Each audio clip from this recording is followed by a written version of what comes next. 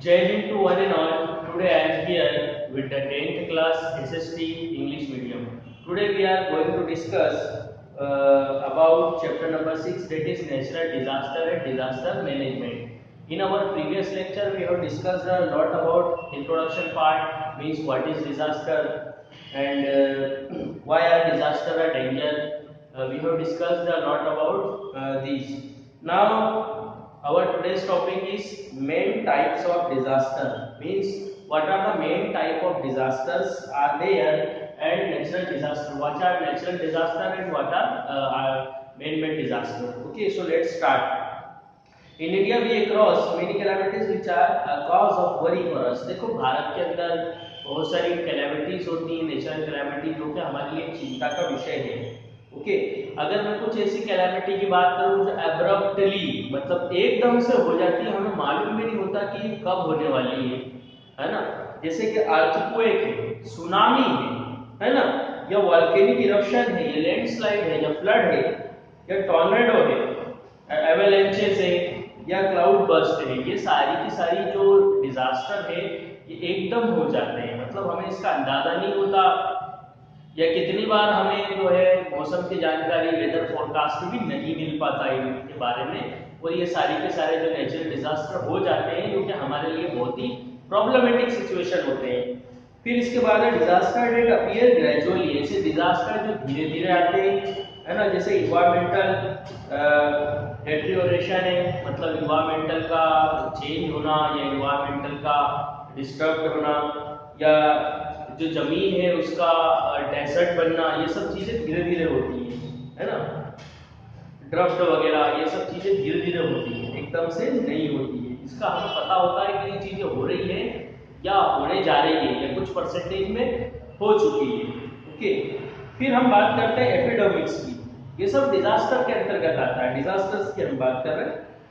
अब हम एपिडेमिक्स की बात करें तो ऐसी डिजीज जो पानी से फैलती है या खाने से फैलती है, या कुछ इन्फेक्शियस डिजीज, उसको हम एपिडेमिक्स जब कहेंगे जब ये ज्यादा लोगों में फैल जाए और महामारी बन जाए. जैसे कि अभी हमारी कौन सी महामारी चल रही है, कोरोना वायरस की महामारी. जब ये ज्यादा लोगों में फैल जाती है तो उसको हम महामारी कह देते हैं, है ना. कोरोना वायरस भी कोई एक दो लोगों को नहीं हो रहा है. आप लोग डेली टीवी के ऊपर या न्यूज़पेपर के ऊपर इसके अपडेट्स देखते होंगे कि लाखों लोगों में अब हो चुका है. तो कहीं ना कहीं ये एक एपिडेमिक्स का इधर रूप ले लिया है, महामारी का रूप ले लिया है. और ये कैसी डिजीज है, एक इन्फेक्शियस डिजीज है, एक व्यक्ति से दूसरे व्यक्ति के अंदर फैलती है. ओके, तो कहीं ना कहीं ये जो एपिडेमिक्स होती है ये भी एक डिजास्टर की तरह ही है हमारे लिए. इसके बाद है इंडस्ट्रियल और टेक्निकल एक्सीडेंट. यदि कोई इंडस्ट्री में कोई टेक्निकल एक्सीडेंट हो जाता है, मतलब इंडस्ट्रीज और फैक्ट्री के अंदर कोई केमिकल लीकेज हो गया या कोई टेक्निकल फॉल्ट हो गया, जिसकी वजह से वहां पर लीव्स ऑफ जो लोगों की लाइफ से या प्रॉपर्टी उसका नुकसान हो जाता है, तो इसको भी हम डिजास्टर कहते हैं. इसके अलावा वॉर, यदि दो देशों के बीच में युद्ध हो रहा है, युद्ध की वजह से भी बहुत ज्यादा डिजास्टर्स हमें देखने को मिलता है ना. जैसे अगर आप सीरिया की बात करें तो एक देश है सीरिया. यदि आप यूट्यूब के ऊपर उस सीरिया देश के फुटेज वगैरह या वीडियो देखेंगे तो आपको मालूम पड़ेगा कि किस तरीके से क्राइसिस की स्थिति पैदा हो जाती है वार के कारण भी. अब हम बात करेंगे क्लासिफिकेशन ऑफ डिजास्टर्स. डिजास्टर्स के क्लासिफिकेशन की अगर मैं बात करूं तो डिजास्टर को टू फॉर्मेट में बांटा गया है, टू कैटेगरी के अंदर बांटा गया है. एक है नेचुरल और दूसरा है मैन मेड. यदि नेचुरल डिजास्टर्स की बात करूं तो जो नेचुरली आते हैं, मतलब नेचर के द्वारा जो कहीं ना कहीं उत्पन्न होते हैं, जैसे लैंडस्लाइड है, इसको कोई व्यक्ति नहीं करता है. सुनामी, इसको भी, इसमें भी किसी व्यक्ति का या ह्यूमन का दखल नहीं है. अर्थक्वेक, इन सारी चीजों के अंदर जिसमें कोई ह्यूमन का दखल नहीं है, ड्रफ्ट वगैरह, तो उसको हम नेचुरल डिजास्टर कहेंगे.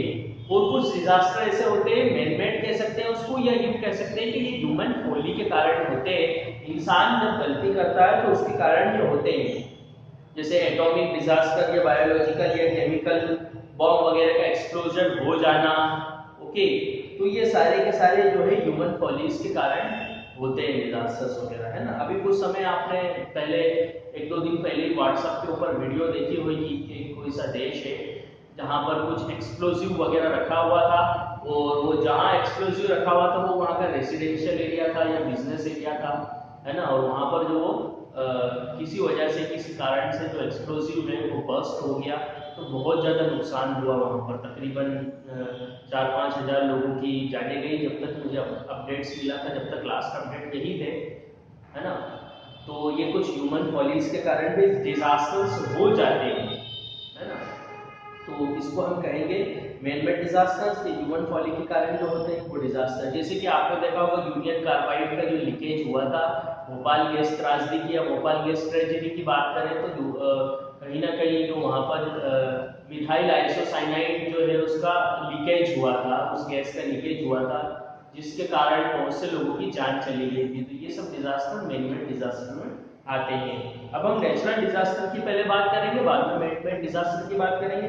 देखिए नेचुरल डिजास्टर की मैं बात करूँ तो सबसे पहले ड्रफ्ट वो कंडीशन है जहां जब किसी एरिया के अंदर जो वाटर की अवेलेबिलिटी है वो बहुत ही कम हो जाती है, क्योंकि हमारे लिए वाटर एसेंशियल है, बहुत सारे कामों में हम वाटर का इस्तेमाल करते हैं। लेकिन जब किसी एरिया के अंदर वाटर की अवेलेबिलिटी बहुत ही कम हो गई तो उस कंडीशन को हम ड्रफ्ट कंडीशन कहेंगे। या कहीं पर 2 साल से वर्षा नहीं हुई है या कम हुई है, 25% से भी कम हुई है, तो हम ये कह सकते हैं ये एरिया ड्रफ्ट अफेक्टेड एरिया है। ओके। इसके अलावा देखें, जब किसी एरिया में 75 सेंटीमीटर से कम वर्षा होती है ना, ये हमेशा ही उस एरिया में 75% से कम वर्षा होती है, तो उसको हम कहते हैं ड्रफ्ट प्रोन एरिया। मतलब यहाँ पर ड्रफ्ट होता रहता है। जैसे हमारे राजस्थान का बहुत सा ऐसा इलाका है जो ड्रफ्ट प्रोन एरिया है, पर ड्रफ्ट वगैरह होता रहता है ना। तो जहाँ ड्रफ्ट होता है वहाँ लोगों की जो कंडीशन है वो बहुत ही प्रॉब्लमेटिक हो जाती है, क्राइसिस में वो आ जाते हैं। मीन्स वहाँ का जो अंडरग्राउंड वाटर लेवल है वो भी कम हो जाता है, बोरवेल्स वगैरह जो है वहाँ चार्ज नहीं होने के कारण कहीं ना कहीं उनमें प्रॉब्लमेटिक सिचुएशन हो जाती है, वो बंद हो जाते हैं। जो कुएं हैं, वेल्स है या रिजर्वायर्स है, वो भी कहीं ना कहीं वर्क करना बंद कर देते हैं। मतलब उनमें पानी की कमी हो जाती है। ओके। देखिए अगर हम इरिगेशन कमीशन की रिपोर्ट की माने, इरिगेशन कमीशन 1972 के अंदर एक रिपोर्ट दी है, उसका मतलब ये है कि जहाँ पर रेनफॉल 75 सेंटीमीटर से कम हो रही है उसको हम कहते हैं, वहाँ पर हम ड्रफ्ट घोषित कर देते हैं ऑफिशियली कि यहाँ पर ड्रफ्ट हो चुका है। और जहाँ पर हमेशा ही 25% से कम रेनफॉल होती है या 75 सेंटीमीटर से कम होती है तो उसको हम कह देते हैं ड्रफ्ट प्रोन एरिया है। ओके। आगे हम देखते हैं human factor responsible for drought. कुछ इंसानों की भी गलती है जिसकी वजह से ड्रफ्ट वगैरह होता है, तो वो हम कहते हैं, वो हम देखते हैं the drought come gradually and it is difficult to decide the duration and the beginning of end. देखिए जो ड्रफ्ट की बिगिनिंग है या एंड है उसको हम डिसाइड नहीं कर पाते इतने अच्छे तरीके से। देखिए सबसे पहला तो ड्रफ्ट का कारण है स्कैंटी रेन की कमी होना, वर्षा की कमी होना। जहाँ वर्षा की कमी होगी या जब वर्षा कम होगी वहाँ जो ड्रफ्ट है वो होगा ही होगा, सूखा जो है होगा ही होगा। इसके अलावा जो अंडरग्राउंड वाटर लेवल है उसकी कमी हो जाना, और इसके अलावा कुओं का सूख जाना पूरी तरीके से, रिवर्स का या रिजर्वायर्स का पूरी तरीके से सूख जाना, और जो आपकी फसल है वो एक डेंजर स्थिति में चली जाना, मतलब कहीं ना कहीं वो पानी की कमी की वजह से खराब होने लगना। ओके। तो ये सारे के सारे एक वार्निंग अलार्म है, ये सब चीजें हमें बताती है कि ड्रफ्ट कहीं ना कहीं होने वाला है, ये ड्रफ्ट हो रहा है। तो ऐसे में हमें क्या करना चाहिए?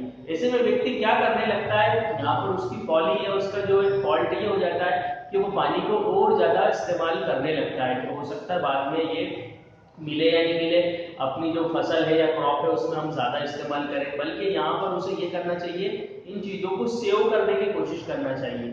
जो रिजर्वायर में जितना पानी है अभी कितने दिन तक के ये रह सकता है या इसका हम कितना यूज कर सकते हैं, इसके बारे में हमें सोचना चाहिए।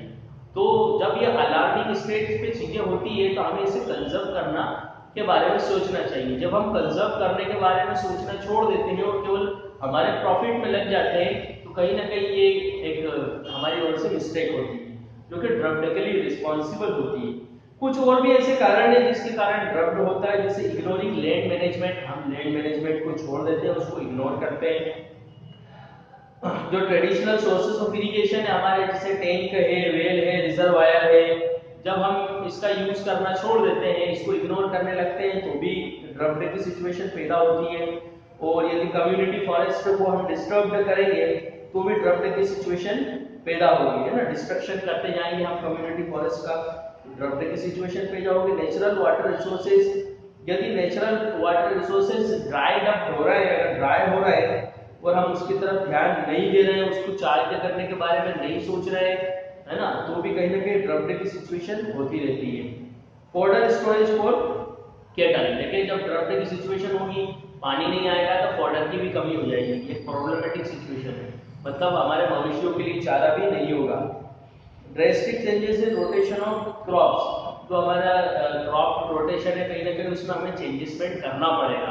मतलब यदि हम किसी समय ज्वार बो रहे थे तो वहां पर पानी जो है उसमें ज्यादा लगता है, तो फिर हमें क्रॉप सोचना पड़ेगा कि अब हम नेक्स्ट क्रॉप कौन सी ऐसी बोए जहां पर पानी कम लगे। और मार्केट में कहीं ना कहीं वो अच्छे से बिकना भी चाहिए, मालूम पड़ा उसका रेट कम है मार्केट में, तो फिर से यहाँ पे जो लोग एग्रीकल्चर करते हैं उनको नुकसान होगा।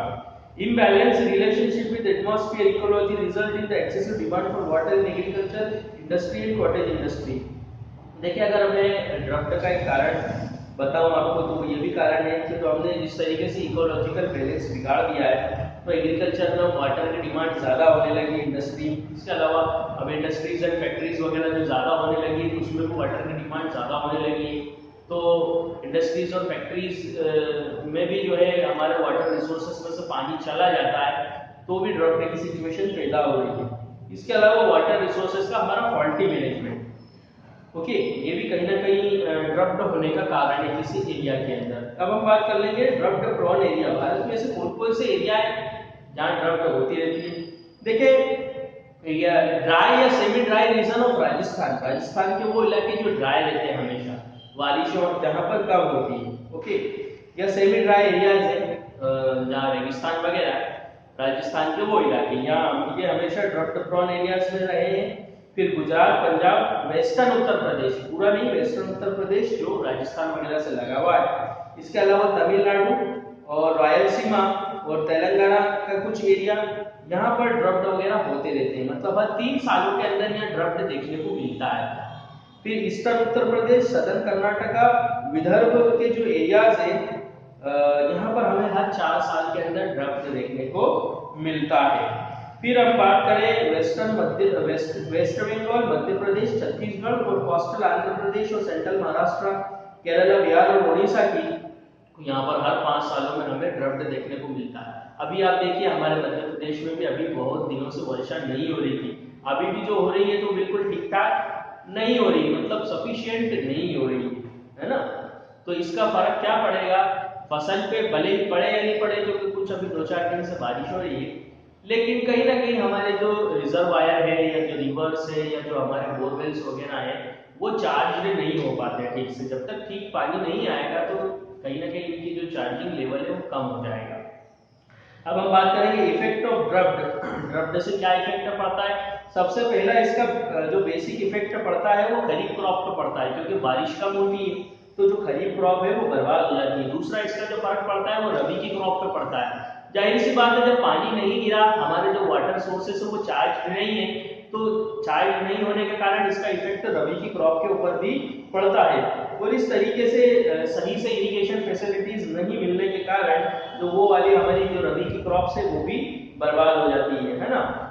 इसके अलावा जो लोगों की जमीन है वो वहां से ठीक से जो अर्निंग है वो नहीं कर पाते, जो लैंडलेस लेबर है वो भी ठीक से यहाँ पर वर्क नहीं कर पाते। क्यों नहीं कर पाते? क्योंकि एग्रीकल्चर ठीक से नहीं हुई है, तो ठीक से उनको जो है मजदूरी या पैसा नहीं मिल पाता है ना।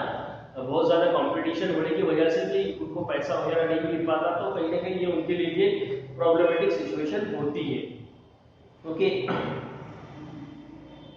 Now, unlike other natural resources, no harm is caused to infrastructure in drought belt. देखो ड्रॉप बेल्ट में कोई हमारे इंफ्रास्ट्रक्चर को नुकसान नहीं होता है।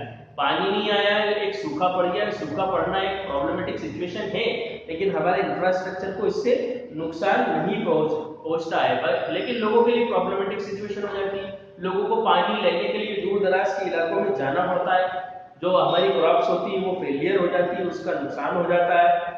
और इसके अलावा इसका इफेक्ट मिल्क प्रोडक्शन के ऊपर भी पड़ता है। शॉर्टेज ऑफ फॉडर भी हो जाता है, मतलब जो मवेशी है उसके लिए फॉडर का सही से इंतजाम नहीं हो पाता।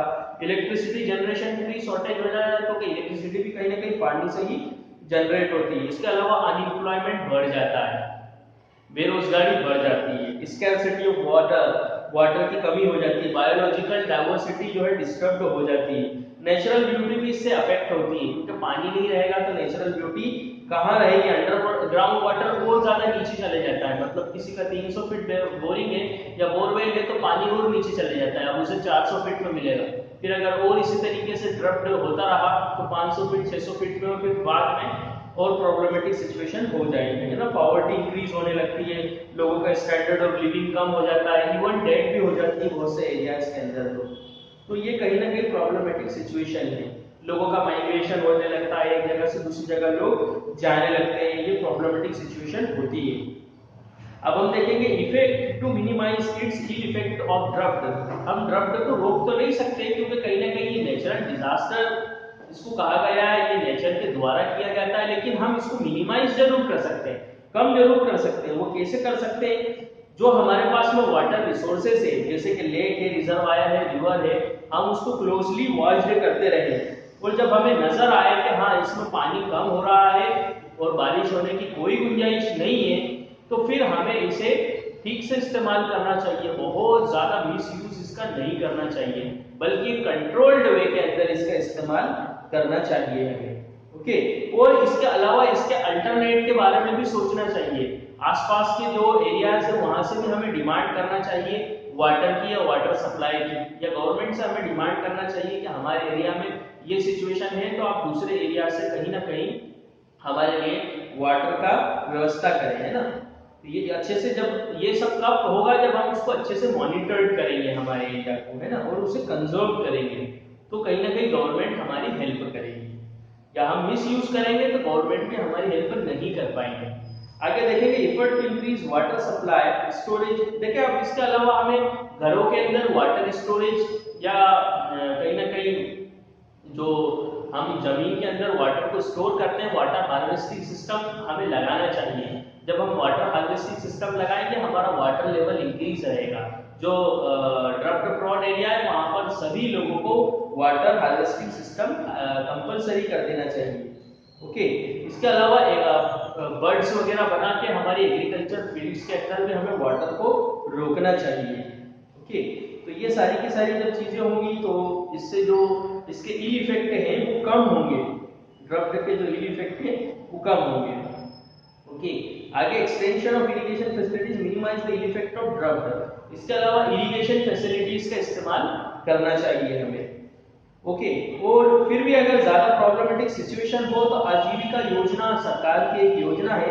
इस योजना के तहत जो है गवर्नमेंट और भी ज्यादा अल्टरनेट हमें रोजगार प्रोवाइड करती है, जैसे कि कारपेंट्री या एम्ब्रॉयडरी या ये और भी बहुत सी दूसरी चीजों के अंदर वो हमें रोजगार प्रोवाइड करती है। तो वहाँ हमें गवर्नमेंट की जो ऑफिसेज इससे रिलेटेड है वहाँ जाके इसकी जानकारी लेना चाहिए और इससे रिलेटेड हमें वर्क करना चाहिए। ओके, अब हम देखेंगे फ्लड डिजास्टर। केवल मैं इसका एक इंट्रोडक्शन पार्ट यहाँ पर रीड करूंगा, बाकी की जो चीजें हैं वो हम कल डिस्कस करेंगे कि फ्लड होती क्या है। देखिए जरूरत से ज्यादा पानी किसी एरिया में इकट्ठा हो जाना, या जो डैम है उसका ओवरफ्लो हो जाना, और या वाटर जो भी कोई दूसरे वाटर रिसोर्सेज जैसे रिवर से, रिजर्वायर है, लेक से, इनका ओवरफ्लो हो जाना और आसपास के एरिया के अंदर पानी का समा जाना, इसको हम फ्लड की सिचुएशन कहेंगे, बाढ़ की सिचुएशन कहेंगे। कभी कभी इस टाइप से हेवी रेन के कारण भी हो जाता है, या कभी कभी किसी एरिया के अंदर हेवी रेन नहीं हुई, दूसरे एरिया में हेवी रेन हुई है और वहां पर जो रिवर्स ओवरफ्लो हो गई है, या कहीं ना कहीं जो डैम वगैरह है वो ओवरफ्लो हो गया, उस ओवरफ्लो के कारण भी फ्लड की सिचुएशन आ जाती है ना। कभी कभी बहुत ज्यादा हेवी रेन के कारण ये सिचुएशन होती है ना। कॉजेस ऑफ फ्लड, फ्लड के कुछ कॉजेस की बात करें तो India is a large country and there is a great physical diversity. आपको मालूम है इंडिया के अंदर फिजिकल डाइवर्सिटी बहुत ज्यादा है, एक बड़ी कंट्री है इंडिया, और हमें बहुत सारे एरिया, अभी भी आप देखिएगा हमारे देवास के अंदर पानी की कमी है, लेकिन बहुत सारे एरिया से हमें ये न्यूज मिल रही है न्यूज़पेपर या टीवी चैनल्स के जरिए कि वहां पर फ्लड वगैरह हो गई, बाढ़ की स्थिति हो गई।